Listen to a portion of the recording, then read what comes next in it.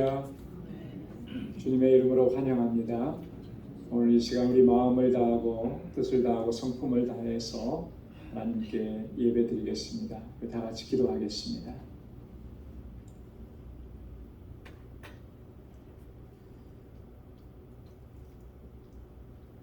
왕이신 나의 하나님이여, 내가 주를 높이고 영원히 주의 이름을 송축하리이다.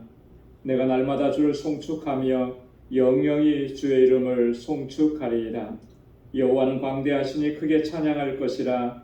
그의 광대하심을 측량치 못하리로다. 대대로 주의 행사를 크게 칭송하며 주의 능한 일을 선포하리로다. 주의 존귀하고 영광스러운 위엄과 주의 기사를 나는 묵상하리이다. 아멘. 은혜가 풍성하시고 자비로우신 만군의 주 여호와 하나님 아버지, 성의로 지난 3일 동안도 저희들을 지키시고 보호해 주셨다가 오늘 이렇게 다시금 주님 앞으로 인도해 주시고 하나님을 경배하고 찬양하고 예배케 하심을 감사합니다. 우리 온 마음을 다하고 힘을 다하여 오직 주님만을 경배하고 주님께만 찬양하는 저희들이 되게 하여 주옵소서. 우리의 마음과 생각을 주장하여 주옵시고 오늘도 예비하신 주님의 크신 은혜와 복으로 가득히 채워 주옵소서. 우리의 예배를 받아 주옵소서. 예수님의 이름으로 기원하옵나이다. 아멘.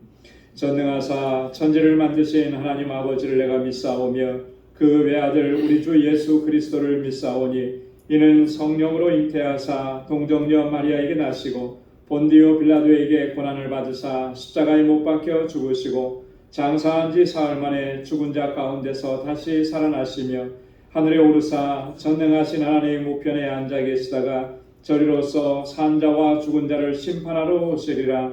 성령을 믿사오며 거룩한 공예와 성도가 서로 교통하는 것과 죄를 사하여 주시는 것과 몸이 다시 사는 것과 영원히 사는 것을 믿사옵나이다. 아멘. 찬양으로 하나님께 영광 돌리겠습니다. 이 세상 험하고 나비록 약하나.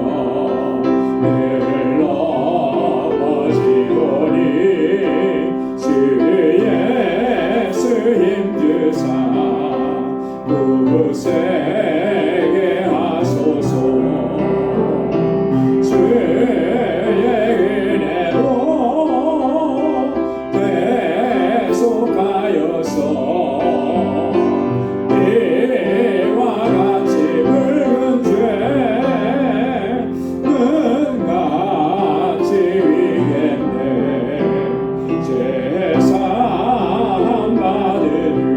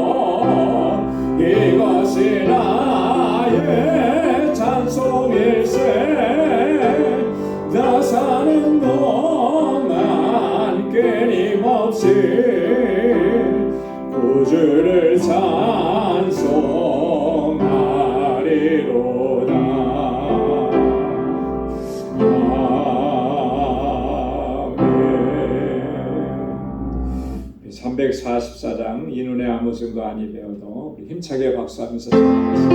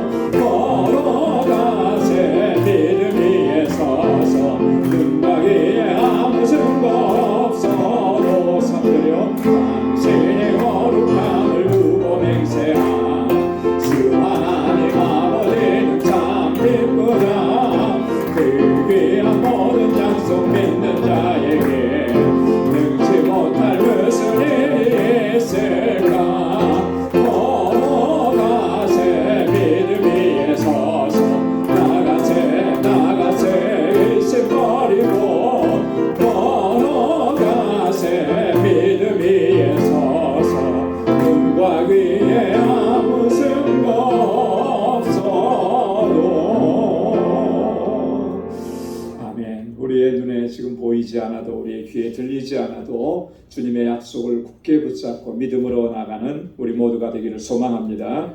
우리 시간 다 같이 통성으로 기도하겠습니다. 교회를 위해서 또 세우신 직분자들을 위해서 특별히 피택자들을 위해서 함께 기도해 주시고 우리 주일학교와 유스그룹과 EM을 위해서 교사들과 우리 전도사님 위해서 함께 기도해 주시고 우리 선교지와 선교사님을 위해서 알라메다 방주교회 또 사역자들을 위해서 함께 기도해 주시고 특별히 이 시간 우리 함께 정말 간절히 기도 부탁을 드리는 것은 지금 한국 방문 중에 계시는 임상순 선교사님, 사모님 선교사님이신 정경아 선교사님께서 지금 종합검진을 받았는데 경계성 난소 종양이라고 하는 진단을 받으셨습니다.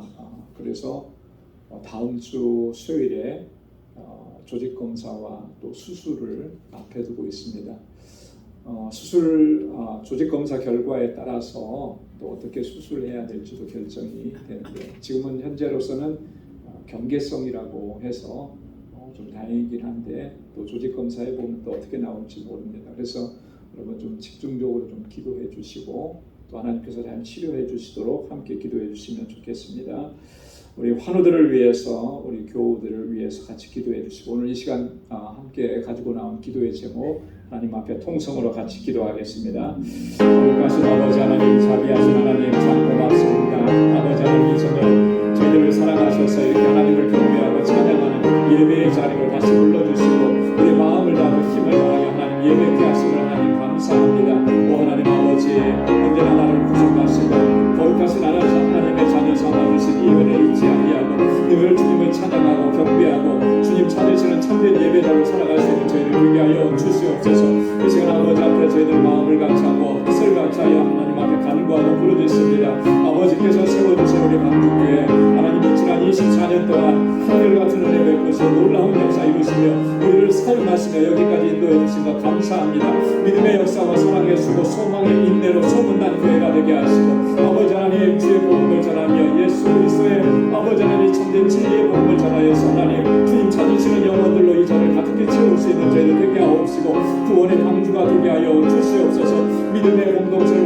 가게 서게 하여 주옵소서. 진정한 사랑으로 서로 사랑하고 위로하고 격려하는 아름다운 사랑의 공동체가 되게 하여 주옵소서. 이 일들을 위해서 세워주신 주의 종들과 신실한 주의 일꾼들에게 능력과 권능을 덧입혀 주시고 믿음으로 역사하는 종들이 되게 하여 주시옵소서. 특별히 아버지 하나님, 이번에 피택된 아버지 11분의 피택자들을 기억해 주시고 저들이 정말 하나님 앞에서 귀한 일꾼들로 세움을 입고 아버지 일평생 주님을 섬기며 하나님 앞에 신실한 종들로 설 수 있도록 은혜 베풀어 주시옵소서.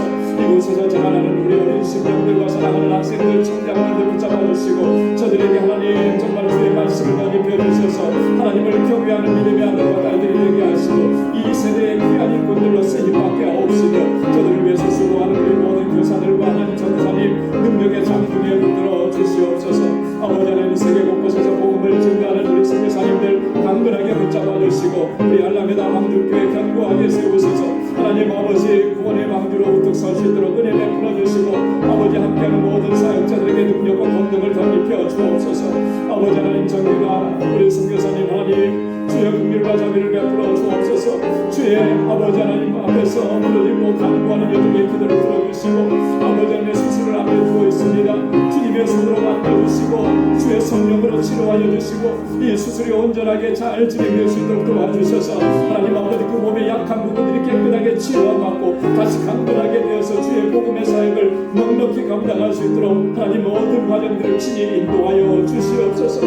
육신의 연약함 때문에 경제적인 어려움 때문에 여러 가지 아버지 하나님 인생의 질병 때문에 아버지 하나님 근심하며 염려하며 아버지 하나님 고통 중에 신음하는 주님의 자녀들을 기억해 주시고 주여 하나님 치유의 역사를 하여 주시옵소서. 하늘의 평강으로 덧입혀 주옵소서. 모든 염려 근심 걱정 다 주님께 맡겨드리게 하시고 오직 주님만을 바라보고 주님께 의지하고 주님 안에 소망을 가지고 믿음으로 승리하는 삶을 살아가는 우리 방주의 모든 권속들이 되게 하여 주시옵소서. 오늘도 하나님 이 시간 주님 앞에 간절한 기도의 제목을 가지고 나와 주님 앞에 엎드려 기도하고 간구합니다. 주의 종들의 기도마다 하나님 선하신 응답을 허락해 주옵소서. 주의 능력으로 역사하여 주옵소서. 오늘도 주님의 말씀 앞에 세워주셨사오니 우리 마음 맞춰 성령께서 다스려 주시고 옥토와 같게 하여 주옵소서. 그리하여 하나님 아버지 주의 말씀으로 인하여서 내 심령이 새로워지는 역사가 있게 하시고 새로운 결단과 각오로 주님 앞에서는 이 귀한 시간이 되도록 주님 역사하여 주옵소서. 모든 감사와 찬양과 영광을 아버지 하나님께 올려드립니다. 예수님의 이름으로 간절히 기도드리옵나이다. 아멘. 아멘. 할렐루야. 선하신 응답을 허락해 주실 줄로 믿습니다. 오늘 함께 묵상할 하나님의 말씀입니다. 고린도후서 제4장 16절에서부터 5장 10절까지 말씀입니다. 고린도후서 4장 16절에서 5장 10절입니다.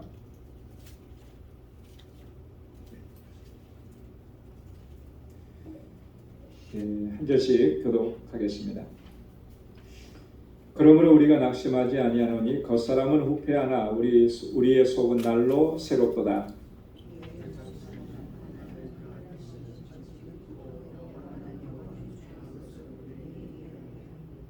우리의 돌아보는 것은 보이는 것이 아니요 보이지 않는 것이니 보이는 것은 잠깐이요 보이지 않는 것은 영원함이니라.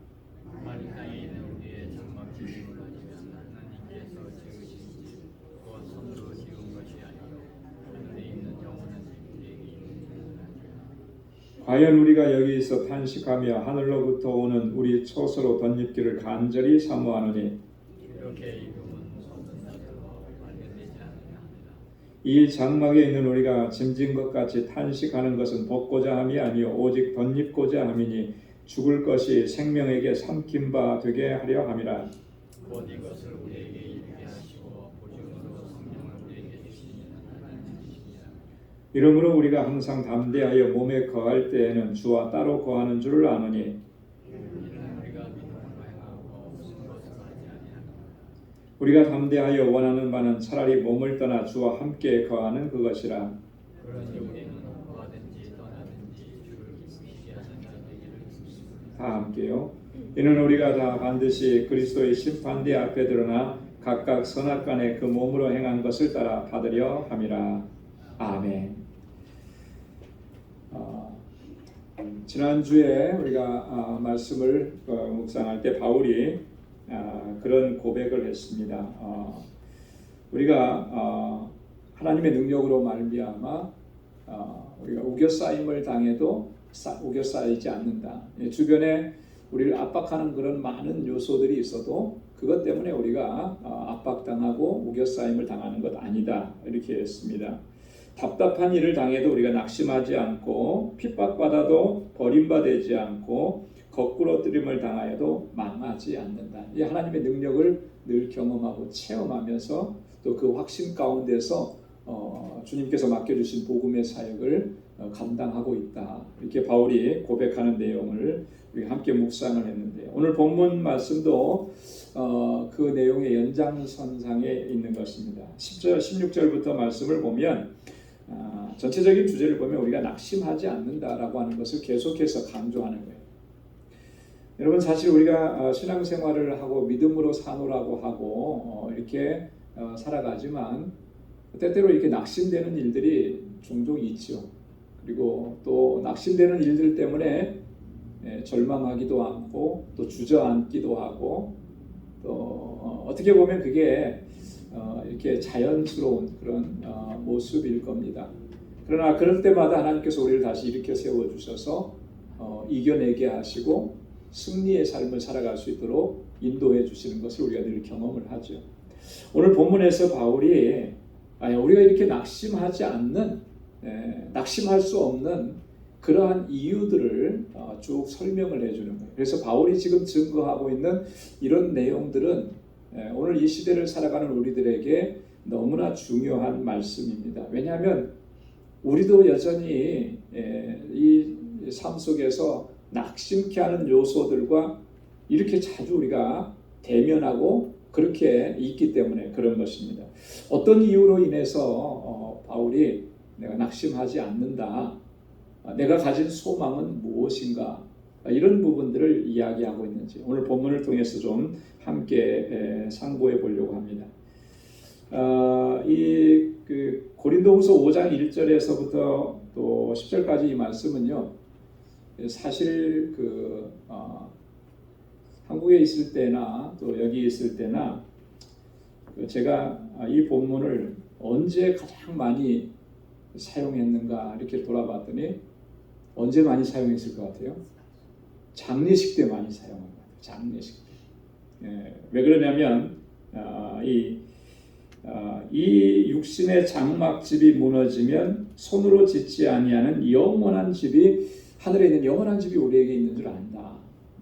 이렇게 이제 5장 1절이 시작하거든요. 그래서 이 슬픔을 당하고 안타까움 가운데 있는 이런 여러 유가족들과 성도들을 또 위로하고 격려하는 그런 말씀으로 오늘 본문을 좀 많이 사용을 했던 것 같아요. 근데 사실은 이게 꼭 그런 상황 속에서만 주어진 그런 말씀이냐면 아니에요. 그런 것을 훨씬 더 뛰어넘는다라고 하는 거죠. 궁극적으로 얘기하면 바울은 이 종말론적인 신앙의 자세를 가지고 이 말씀을 선포하고 또 증거하는 것입니다. 육신의 장막이 무너지면 사실 다 끝난 것 같죠. 그러나 우리에게는 영원한 하나님께서 주시는 그 영원한 집, 영원한 소망 안에 들어가는 그런 은총을 우리에게 허락해 주셨다라고 하는 거예요. 그래서 우리가 결코 낙심할 수 없고 포기할 수 없다라고 하는 것을 이야기해 주는 거죠. 자, 오늘 본문은 크게 세 부분으로 우리가 나눠서 볼 수가 있는데요. 4장 16절부터 17, 18절까지 첫 번째 단락입니다. 하나님의 나라에서 누리게 될 영원한 영광을 바라보았기 때문에 내가 낙심하지 아니한다. 이렇게 바울이 고백하는 거예요. 또 5장 1절부터 7절까지 두 번째인데 영원한 집이 우리에게 있는 줄 내가 알기 때문에 결코 낙심하거나 절망하지 아니한다라고 하는 그런 주제입니다. 그리고 8절부터 10절까지는 궁극적으로 우리는 모두가 다 그리스도의 심판대 앞에 서게 될 것이다라고 하는, 그러면 이 종말론적인 이 증거예요. 누구나 다 예외 없이 그리스도의 심판대 앞에 서서 그 행한 대로 보응을 받게 된다라고 하는 것이죠. 이것을 기억하고 이것을 항상 생각하는 사람은 오늘 현재의 삶을 함부로 살 수가 없는 거예요. 오늘 현재의 나의 이 걸어가는 걸음이 헛된 걸음이 되지 않도록 늘 힘쓰는 거죠. 왜냐하면 마지막 때에 내가 걸어온 그 모든 여정들이 다 그리스도의 심판대 앞에서 오늘 본문에 뭐라고 말하냐면 다 드러나게 되어 있다라고. 여러분, 우리는 사실 지나온 걸음을 잊어버릴 때가 참 많아요. 그렇죠? 예. 지나온 세월이 수십 년인데 여러분 그걸 다 기억하겠습니까? 아주 특별한 것들만 기억나죠. 예. 우리는 기억을 못하는 것들이 수없이 많이 있습니다. 그러나 하나님의 심판대 앞에 서면, 그리스도의 심판대 앞에 서면 그게 다 드러나는 거예요. 여러분, 그런 것을 우리가 조금이라도 생각하면 참 두렵고 떨리는 마음이 생기지 않을 수가 없는 거예요. 그죠? 네. 여러분 보십시오. 이 뉴욕의 거리는 참 뭐라 그럴까요? 이렇게 카메라들이 참 많아요. 그죠? 예, 어디서 찍는지 모르게 카메라들이 많아요. 분명히 속도도 잘 지키고 신호도 잘 지키고 해서 그렇게 운전했다고 생각하는데 어느 날 갑자기 이렇게 티켓이 날라오잖아요. 그 티켓이 날라올 때 어떻게 날라옵니까? 사진이 딱 찍혀서 오더라고요. 그리고 사진 밑에는 제가 거리를 통과할 때 몇 마일로 통과했는지, 어느 시간에 통과했는지 뭐 이렇게 다 적혀 나와요. 한 번에 딱 찍히면. 세상의 기술로도 우리가 지나가는 길을 다 찍어서 이렇게 정확하게 보내주잖아요. 그러니까 하나님의 능력과 하나님의 섭리하고 역사하심이 그보다 못하시겠습니까? 더 정확하신 거죠. 네, 더 정확. 그런 것을 생각하면 참 두렵고 떨리지 않을 수가 없는 거예요. 그리고 오늘 내가 한 걸음 한 걸음 살아가는 이 삶을 함부로 할 수 없다라고 하는 것을 우리가 다시 한번 생각을 하게 되는 겁니다. 바울이 그것을 지금 결론적으로 이야기하는 것입니다. 자, 먼저 우리 첫 번째 단락인 16절부터 18절까지 말씀인데요. 그러므로 우리가 낙심하지 아니하노니 겉사람은 후패하나 우리 속은 날로 새롭도다. 우리의 잠시 받는 환난에 경한 것이 지극히 크고 영원한 영광에 중한 것을 우리에게 이루게 함이니 우리의 돌아보는 것은 보이는 것이 아니요 보이지 않는 것이니 보이는 것은 잠깐이요 보이지 않는 것은 영원함이라. 자, 여기서 보면 낙심하지 않는 세 가지 이유를 이야기하는데 첫 번째는 겉사람은 후패하나 우리의 속사람은 날로 새롭기 때문이다 라고 하는 거예요. 여러분 한번 따라서 해보십시오. 겉사람은 후패하나 우리의 속은 날로 새롭다. 겉사람은 후패해져 가는 거예요. 이 겉사람이라고 하는 건 뭘 얘기하겠습니까? 오늘 본문 말씀에 보면 앞부분에서 7절에서는 그것을 질그릇이라고 표현을 했고요. 또 10절에서는 몸이라고 표현을 했고 11절에서는 육체라고, 죽을 육체라고 표현했어요. 이 육체를 얘기하는 거거든요. 이 육체는요 다 후패하게 돼요. 후패한다는 말이 뭐죠? 썩는다는 말이에요. 썩을 후, 썩을 패, 썩어서 없어진다라고 하는 그런 의미거든요. 육신은 그래요. 이 육체는 다 그렇습니다. 그렇게 돼요. 누구도 그 과정에서 예외가 없는 거죠. 그래서 이 생명이 끝나면은 땅에 묻히게 되는 것이고 땅에 묻히면 어떻게 되는 거예요? 다 흙으로 돌아가는 거예요. 그게 우리 인생이고 육체, 몸이라고 하는 거예요. 겉사람은 그렇지만 우리의 속사람은 어떻다라고 하는 거예요? 날로 새롭다 그랬습니다. 이 속사람은 뭐겠습니까? 거듭난 사람을 얘기하는 거예요. 영의 사람을 얘기하는 거예요. 우리의 영을 얘기하는 거예요. 속사람, 새 사람을 얘기하는 거예요. 믿음으로 거듭난 사람. 이 5장 17절에서 바울은 뭐라고 했냐면 새로운 피조물이라고 그랬어요. 이게 속사람인 거예요. 이 속사람은 어떻다라고 했습니까? 날로 새로운 거예요. 날로 새롭다라는 게 뭐예요? 날로 새롭다라고 하는 말은 그 본래 의미는 갱신된다라고 하는 갱신. 뭔가가 만료가 되면 또 새롭게 그것을 리뉴하잖아요. 리뉴하는 것을 갱신한다라고 그렇게 얘기하죠. 우리의 속사람은 이렇게 날로 새로운 거예요. 마치 뭐와 똑같으냐면 여러분 어떤 식물에 씨앗을 심으면 그것이 싹이 틔어서 이렇게 발화가 돼서 싹이 터서 자라죠. 그러면 이게 시간이 지나면 지날수록 점점 성장해요. 처음에는 연약한 몸인 것 같은데 거기에 줄기가 더 올라오고 잎사귀가 더 퍼져나가고 점점 커가요. 그래서 거대한 나무를 이룬. 그렇게 되기까지 하루하루가 새로운 거예요. 한 해 한 해가 새로운 거예요. 저희 집들에 몇 년 전에 무화과 나무를 심어놨습니다. 그죠? 그래서 그해 겨울을 잘 이길 수 있을까 싶어서 걱정을 했는데 겨울을 잘 났어요. 그런데요, 이 무화과 나무가 얼마나 잘 자라는지 한 해 한 해 자라는 것이 틀리고 한 해 한 해 열매 맺는 것이 틀리더라고요. 지금도 보니까 요만큼씩 열매가 맺혔는데 굉장히 풍성하게 열매가 맺혔어요. 좀 있으면 이사 가야 되는데 좀 아쉽더라고요. 그걸 파가지고 가야 될까 좀 그런 생각이 드는데 그 커가는 모습을 보니까 정말 새로운 거죠. 그런 걸 얘기하는 거예요. 우리 속 사람은 이렇게 날로 새로워요. 그렇기 때문에 우리가 낙심하지 않는다는 거예요. 여러분 무슨 말씀인지 이해가 되시죠? 겉사람은 후패하죠.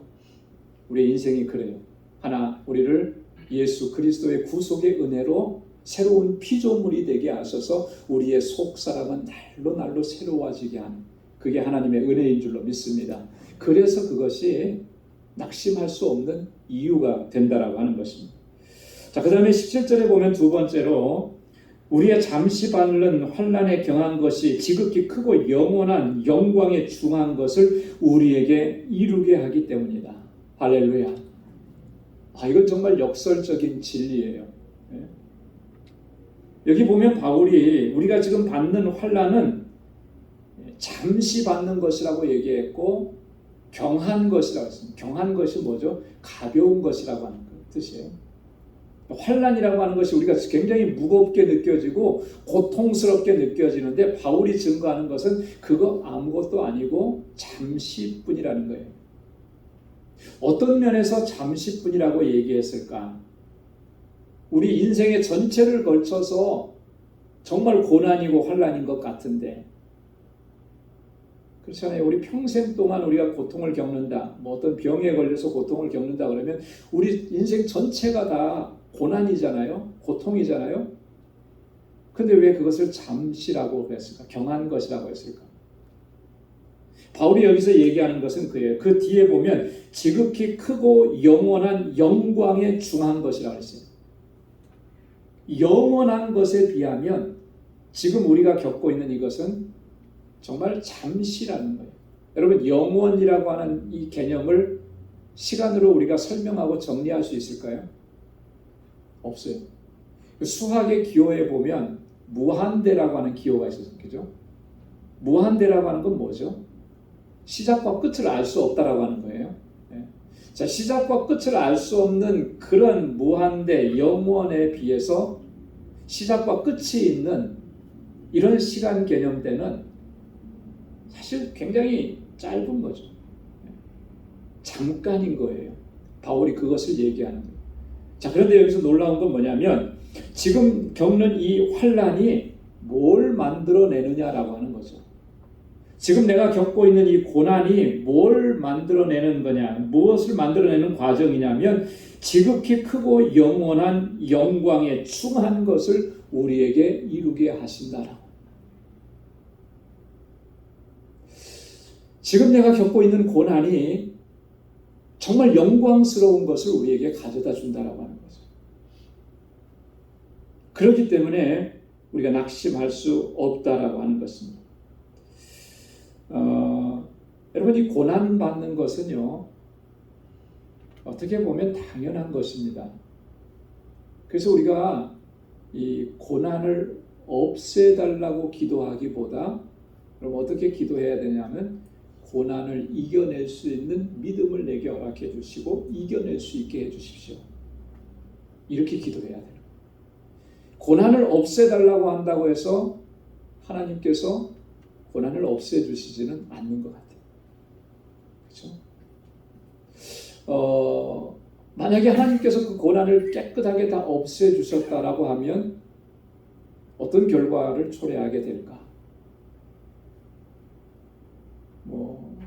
십중 팔구는 하나님을 더 의지하지 않게 될 것입니다.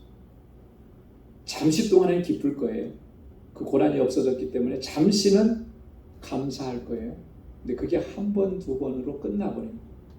그리고 나서는 계속해서 고난이 없는 삶을 즐기는 거죠. 그러면서 하나님께로부터 자꾸 멀어져 가는 거예요. 고난을 없애주는 것이 우리에게 은혜고 복이냐면 결코 그렇지 않은 거예요. 정말 은혜고 복인 게 뭐냐면 그 고난을 이겨내면서 한 걸음 한 걸음 더 성장해 나가고 견고해지고 하나님께로 가까이 나가는 것. 그래서 고난은 어떤 분이 그런 얘기해요. 고난은 뭐라고 얘기하냐면 변장된 축복이다. 위장된 축복이라 그렇게 얘기했어요. 고난은 슬프고 고통스러운 거잖아요. 근데 그게 축복이래요. 왜 그렇습니까? 우리를 그만큼 성장하게 하기 때문에, 견고해지게 만들기 때문에. 근데 오늘 바울이 그 얘기하는 거예요. 이 고난, 우리에게는 누구에게나 다 있는 것이다라고 하는 거예요.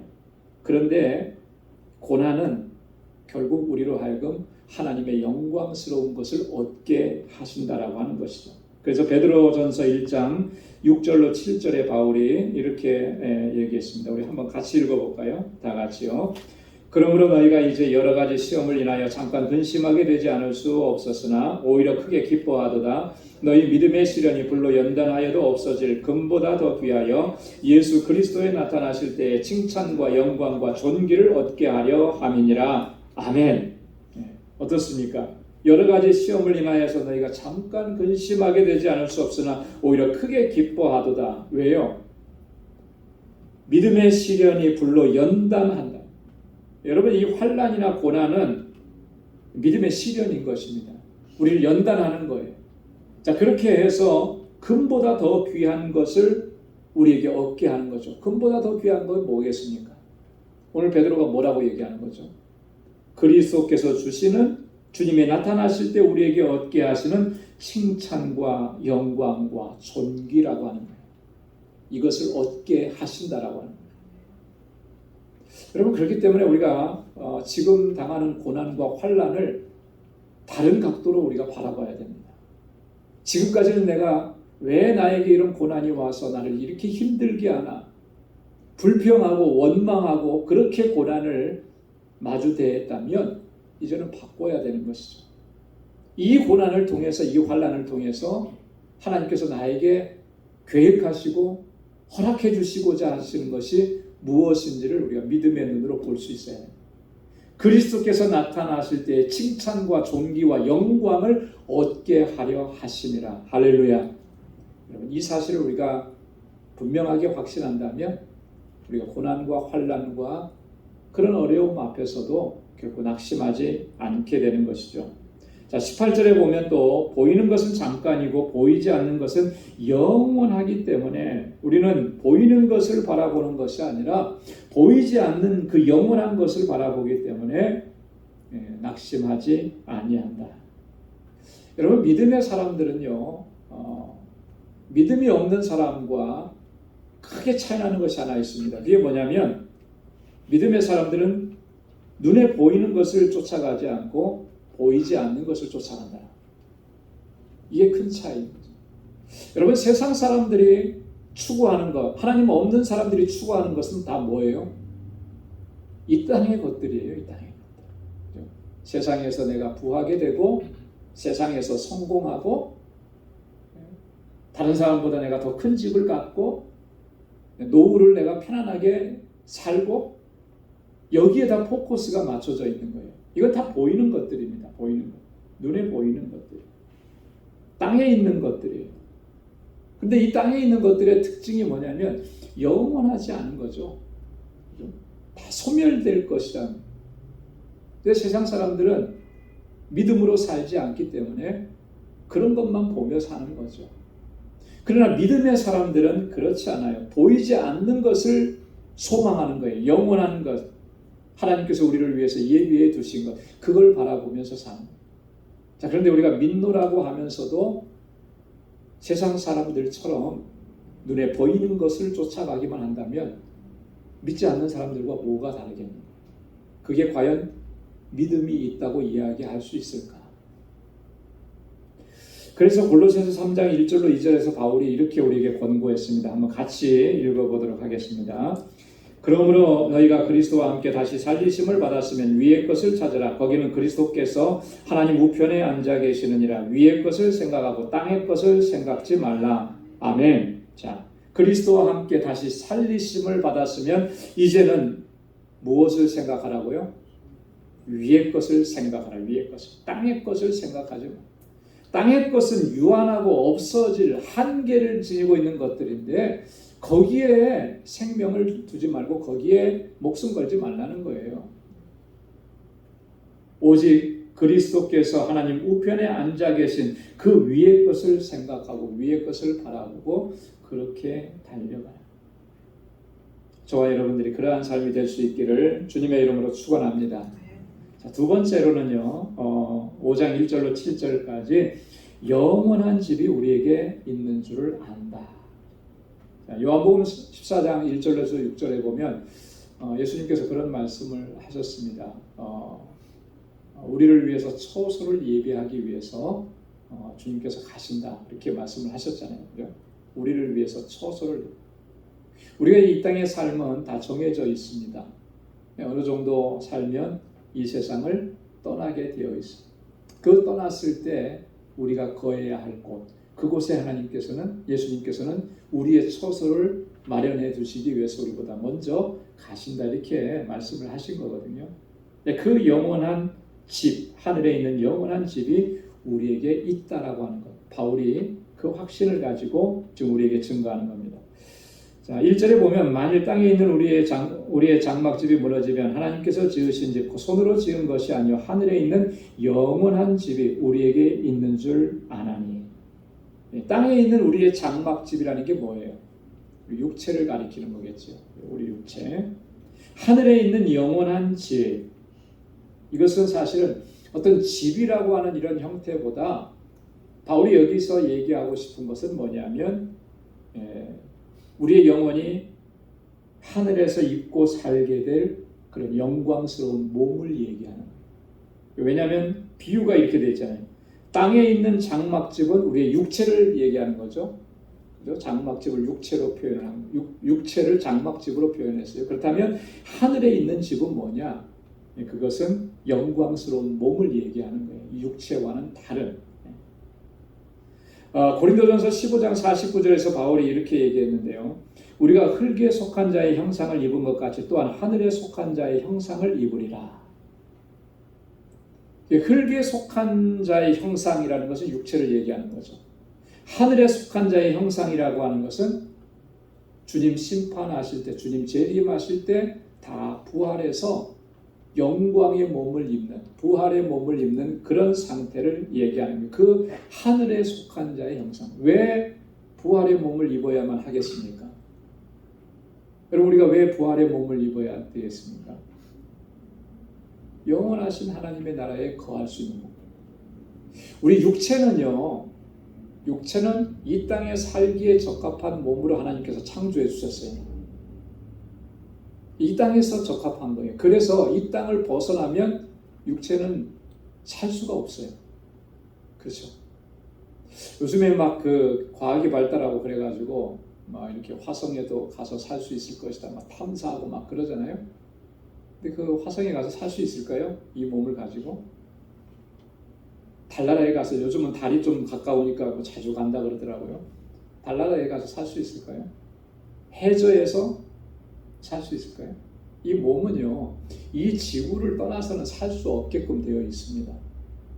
아무리 수고하고 애를 쓰지만 만약에 거기서 살려고 하면 굉장한 장치를 하고서 살아야 돼요. 그게 얼마나 불편하겠어요.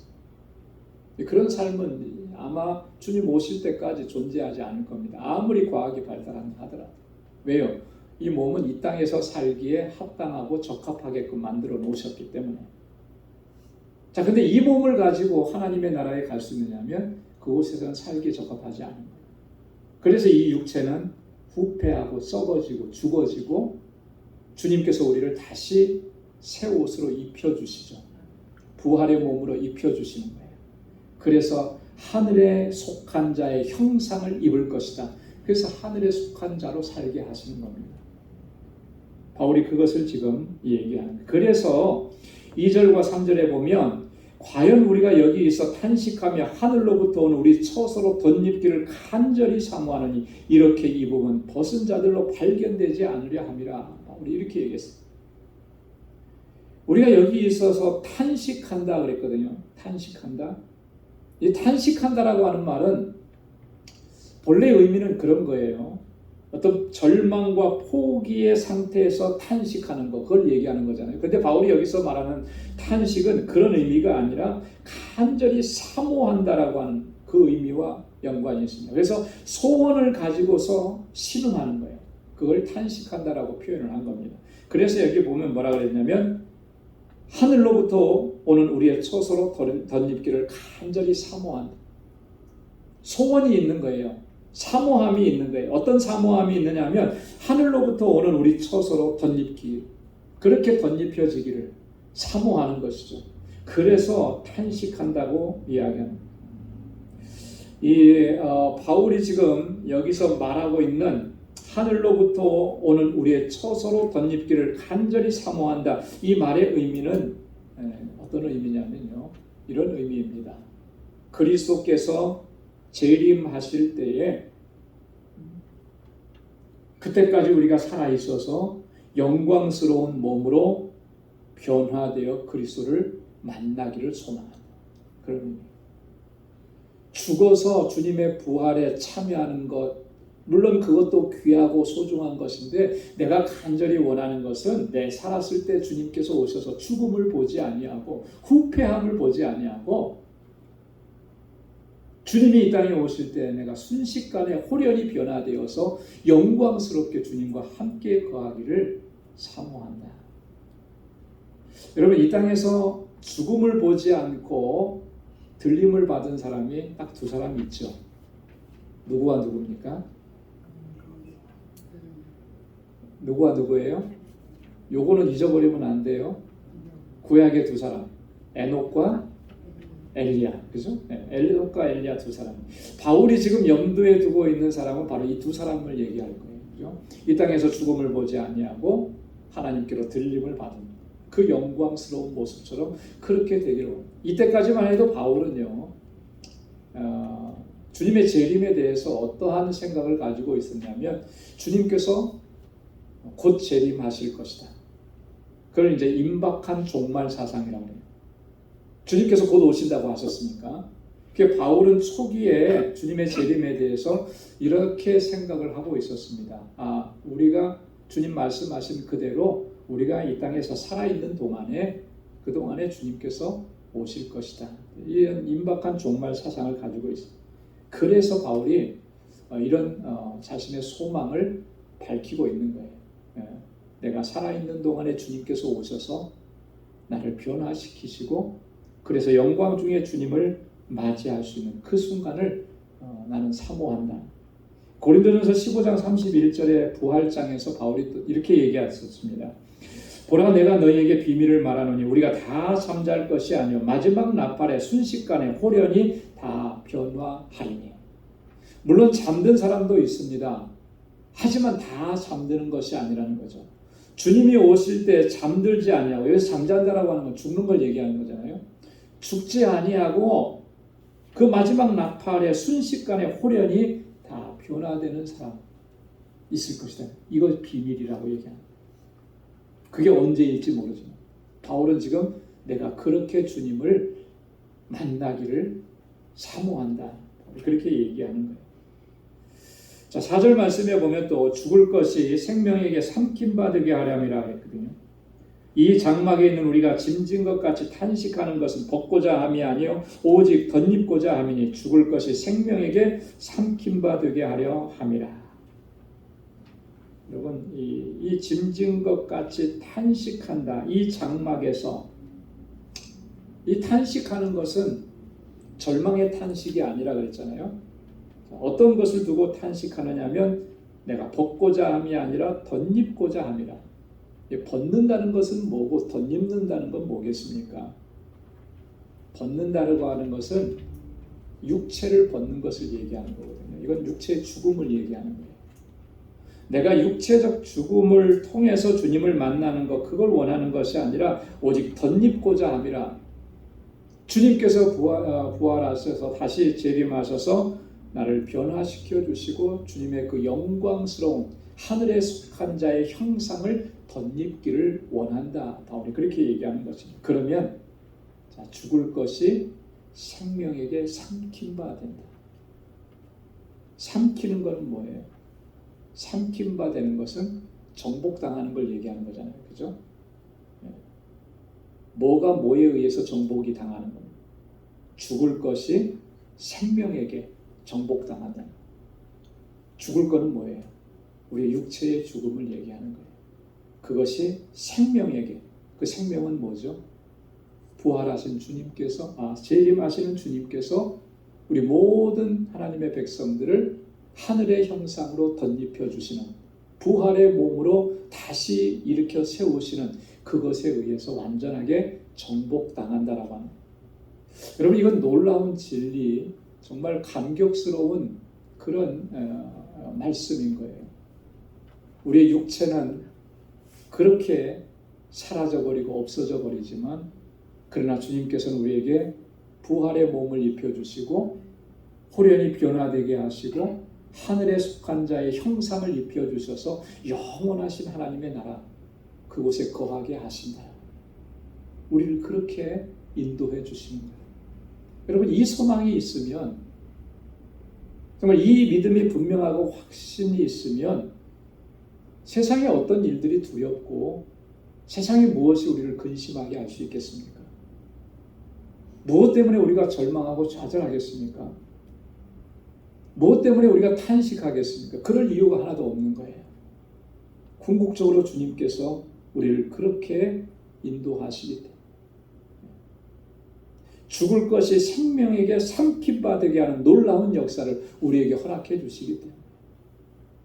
여러분, 바울이 이 부활장 고린도전서 15장에서는요, 이 사실을 계속해서 우리에게 강조해요. 그래서 우리가 성경의 내용들이 다 중요하고 우리가 다 골고루 묵상해야 되는데, 좀 더 깊이 자주 반복적으로 묵상해야 되는 특별한 구절들이 많이 있습니다. 그 중에 하나가 뭐냐면 고린도전서 15장의 부활장이에요. 이 부활장에 있는 이 말씀들을 우리는 더 깊이 묵상을 해요. 부활의 신앙을 분명하게 회복하지 않으면 현재에 당하는 고난과 환난 때문에 우리는 좌절하고 넘어지고 실패하고 낙심할 수밖에 없는 거예요. 고린도전서 15장 54절에서도 바울이 그렇게 선언하고 있잖아요. 우리 한번 다 같이 읽어보겠습니다. 이 썩을 것이 썩지 아니함을 입고 이 죽을 것이 죽지 아니함을 입을 때에는 사망이 이김에 삼킨 바 되리라고 기록된 말씀이 응하리라. 아멘. 썩을 것이 이제는 썩지 아니함을 입어요. 육체는 썩을 것이잖아요. 근데 이제는 더 이상 썩지 않아요. 죽을 것이 죽지 아니함을 입어요. 이 육체는 죽잖아요. 근데 더 이상 죽지 않아요. 그러면 그때 어떤 결과가 나타나냐면 사망이 이김에게 삼킨 바 되는 거예요. 영원한 하나님의 나라로 우리를 하늘에 속한 자의 형상으로 변화시켜서 우리를 그렇게 인도해 주신다.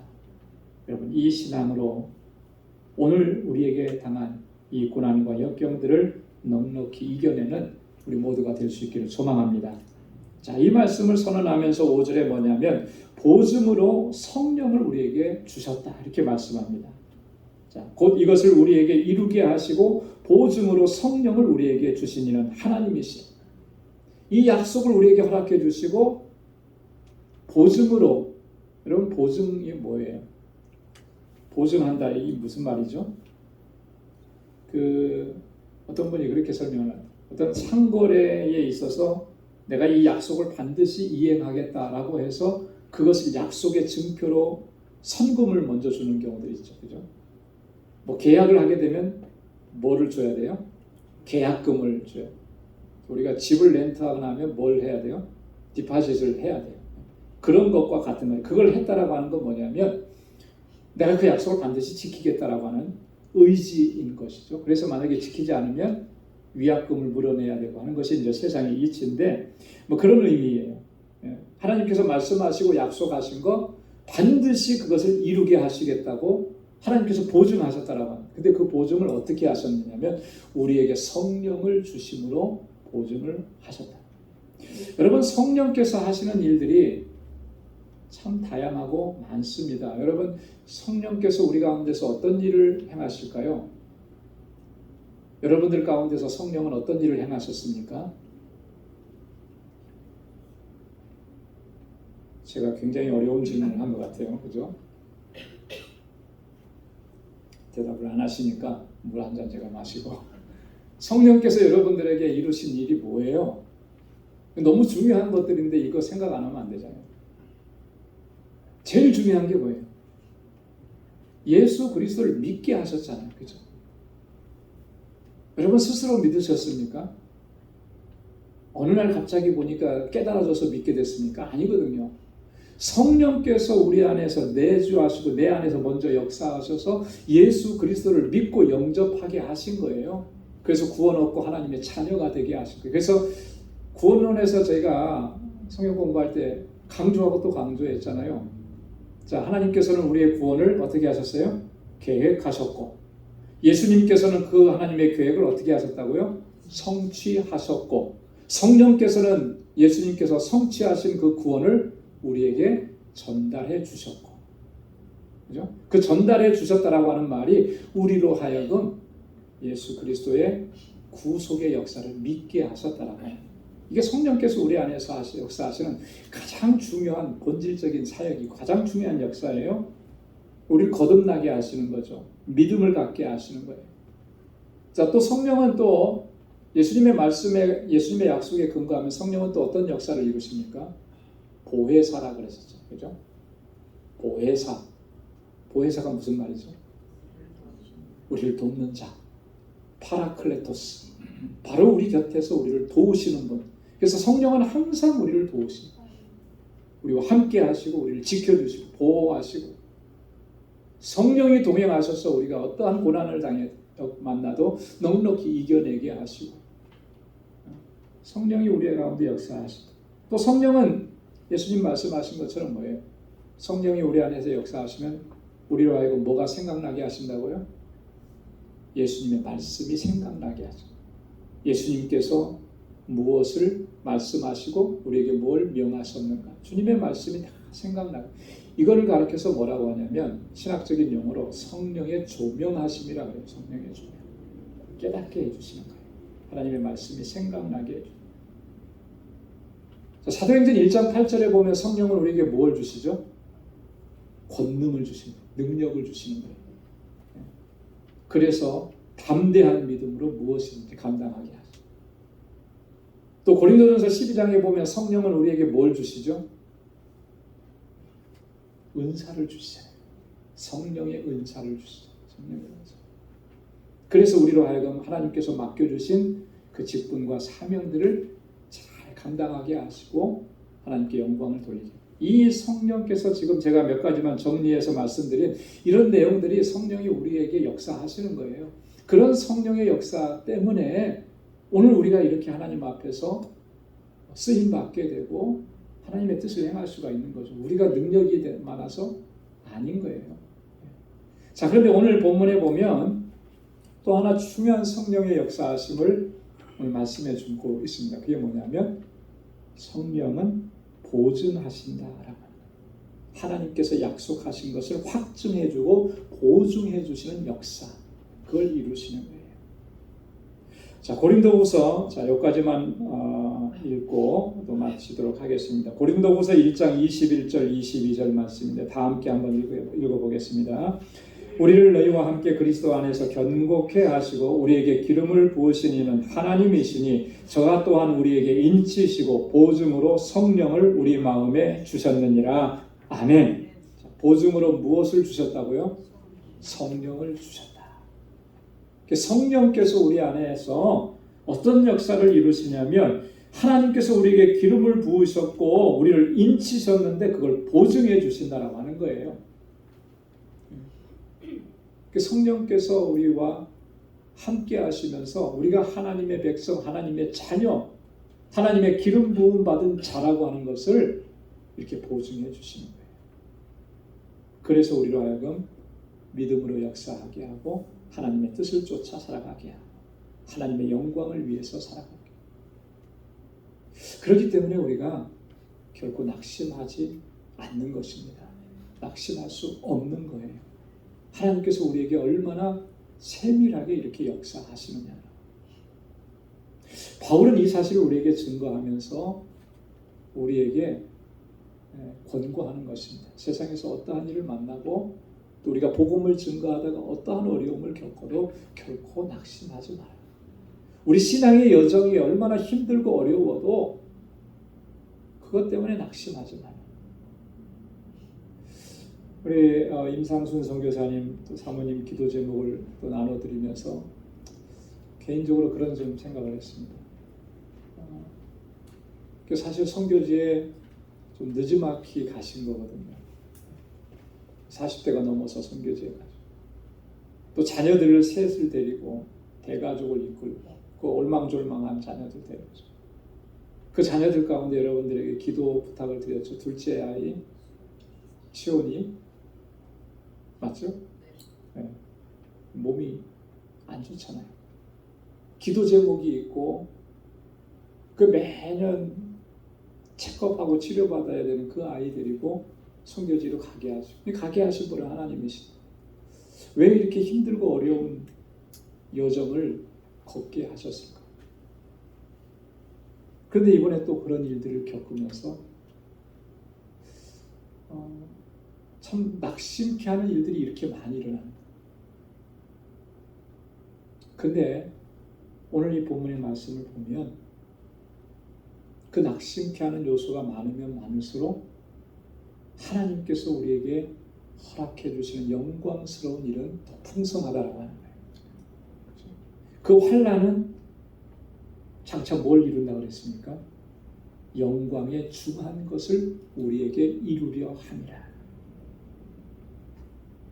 그러니 낙심할 수 없는 거죠. 낙심해서도 안 돼요. 여러분들의 삶 속에 어떤 어려움이 있고 어떤 고난이 있고 어떤 풀지 못하는 숙제가 있는지 저는 잘 모르겠습니다. 여러분들이 말씀 안 해주신 거는 잘 모르니까요. 하지만 그것이 여러분들을 낙심하게 하는 이유가 아니고 소망을 갖게 하는 이유가 될 수 있기를 소망합니다. 오늘 바울이 말씀해 준 것처럼 영광에 중한 것을 얻게 하시는 하나님의 섭리고 역사인 것, 우리가 그것을 굳게 붙잡고 믿음 안에서 끝까지 승리할 수 있는 우리 모두가 될 수 있기를 주님의 이름으로 축원합니다. 기도하겠습니다. 하나님 아버지 감사합니다. 오늘도 저희들에게 하나님 주님을 예배하고 주님을 찬양할 수 있는 하나님 이 은혜를 주셔서 감사합니다. 하나님께서 우리를 구속하신 가장 큰 이유가 우리로 하여금 하나님을 찬양하게 하시고 하나님을 예배하게 하시기 위함이라고 했습니다. 그러므로 오늘 구속함을 입은 저희들이 늘 감사하며 언제나 마음을 다하고 뜻을 다하여서 하나님을 예배하고 주님께 영광 돌리는 삶을 살아가는 저희들 되게 하여 주옵소서. 때때로 고난이 있고 어려움이 있어서 낙심하고 절망할 때도 있었고 하나님을 원망할 때도 있었습니다. 불평할 때도 많았었습니다. 하나님, 우리의 이런 부끄러운 모습을 불쌍히 여겨주시고 다시금 믿음 안에 견고하게 서서 주님만을 바라보고 주님의 약속을 붙잡고 하나님, 이 환난과 고난을 이겨낼 수 있는 우리 모든 믿음의 권속들이 되게 하여 주옵소서. 아버지께서 우리를 위해서 예비해 놓으신 그 영광의 모습을 바라보며 하나님, 오늘 우리에게 주어진 이 믿음의 길을 하나님 의지하면서 주님께 모든 걸 의탁하며 하나님 신실하게 걸어갈 수 있는 우리 방주의 권속들이 다 되게 하여 주옵소서.